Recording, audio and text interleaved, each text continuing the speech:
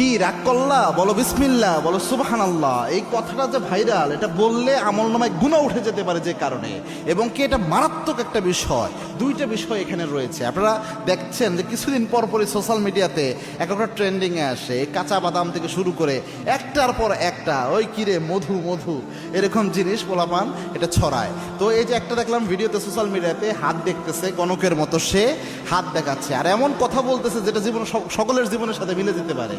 আর দেখার পরে বলতেছে যে ঠিক কি না, ওই ছেলে বলতেছে ঠিক। কি রাগ করলা, কয় না, কয় বলো বিসমিল্লাহ, বলো সুবহানাল্লাহ। এখানে প্রথম যে বিষয়টা হয়, রসুলের একটা হাদিস জানেন, আল্লাহর হাবিব সাল্লাল্লাহু আলাইহি ওয়াসাল্লাম জানিয়েছেন, আবু হুরায়রার বর্ণনা, মান আতা কাহিনান, কোনো ব্যক্তি যদি গণকের কাছে যায়, গণকের কাছে যে হাত দেখায়, আল্লাহর হাবিব জানিয়েছেন যাওয়ার সাথে সাথে 40 দিনের আমল বাতিল হয়।